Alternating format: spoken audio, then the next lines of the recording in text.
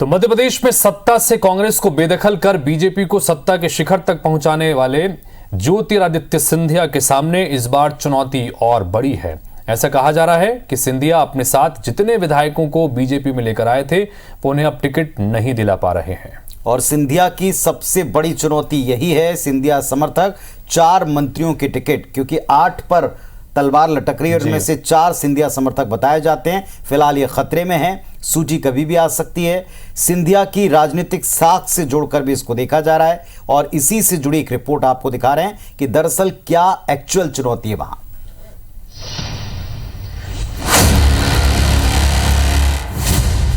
कमलनाथ और कांग्रेस से बगावत कर ज्योतिरादित्य सिंधिया ने साल 2020 में एमपी में सियासी भूचाल ला दिया था।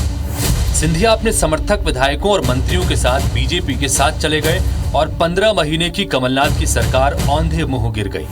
शिवराज सिंह चौहान के नेतृत्व में बीजेपी ने एमपी सरकार बनाई और सिंधिया समर्थकों को सरकार में बराबर का स्थान मिला। खुद ज्योतिरादित्य सिंधिया को बीजेपी ने राज्यसभा भेजा और फिर मोदी सरकार में मंत्री का पद भी दिया। उपचुनाव के बाद सिंधिया के समर्थकों को शिवराज कैबिनेट में मंत्री पद भी मिला, जिसमें महेंद्र सिंह सिसोदिया, सुरेश धाकड़, ब्रजेंद्र सिंह यादव और ओपीएस भदौरिया शामिल हैं। लेकिन 2020 और 2023 में 3 साल का वक्त बीत चुका है और इन बीते 3 सालों में स्थिति ये हो गई है कि एमपी में बीजेपी ने 136 उम्मीदवारों की सूची जारी कर दी है, लेकिन इन चारों मंत्रियों के नाम अब तक तय नहीं हो सके। बताया जा रहा है कि 20 अक्टूबर को दिल्ली में होने वाली केंद्रीय चुनाव समिति की बैठक में इनके नाम पर फैसला हो सकता है। तो सवाल यह है कि इस बार के विधानसभा चुनाव में सिंधिया की कितनी चली है? तो जवाब है कि अब तक सिंधिया समर्थक इमरती देवी, तुलसीराम सिलावट, राजवर्धन सिंह दत्तीगांव, प्रद्युमन सिंह तोमर, गोविंद सिंह राजपूत, डॉक्टर प्रभुराम चौधरी, हरदीप सिंह डंग, बिसाहूलाल सिंह, रघुराज कंसाना, मोहन सिंह राठौड़ को पार्टी टिकट दे चुकी है। नाम कमल, पहचान कमल, निशान कमल के आधार पर भारतीय जनता पार्टी काम करती है। तो टिकट तो 94 होल्ड है और सब बीजेपी कार्यकर्ताओं की होल्ड है। ये किसी प्रकार की गुटबाजी, समर्थक खानेबाजी, खेमेबाजी, ये विभाजित मानसिकता कांग्रेस पार्टी की राजनीति है। इन चारों मंत्रियों में सबसे चौंकाने वाला नाम कैबिनेट मंत्री महेंद्र सिंह सिसोदिया का है। सिसोदिया सिंधिया के काफी नजदीकी और दिग्विजय सिंह के मुखर विरोधी माने जाते हैं। 4 सूची जारी होने के बाद भी अभी तक उनका नाम गुना जिले की बमोरी सीट से घोषित नहीं हुआ है। कहा जा रहा है कि बीजेपी उनका टिकट काटना चाहती है, लेकिन सिंधिया इसके लिए कतई राजी नहीं है। सिंधिया उनका इस्तेमाल दिग्विजय सिंह के खिलाफ एक मजबूत दुर्ग के रूप में करते रहे।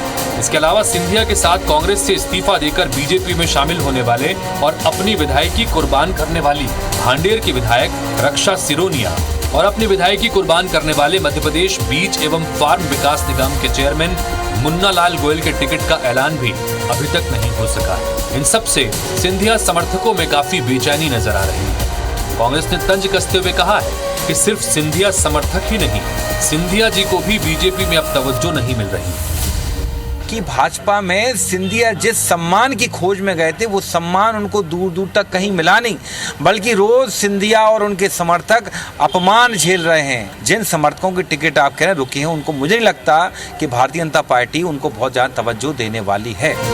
एमपी की सत्ता में वापसी के लिए बीजेपी को एक टिकट सोच समझ कर देना होगा, जबकि सिंधिया पर अपने समर्थकों को फिर से टिकट दिलवाने का दबाव है।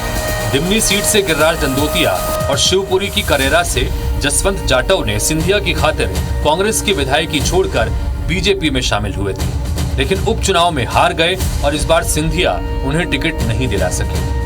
और अब अगर सिंधिया समर्थक चारों मंत्रियों के टिकट कट जाते हैं तो सिंधिया की साख और भरोसा दोनों पर पट्टा लगेगा।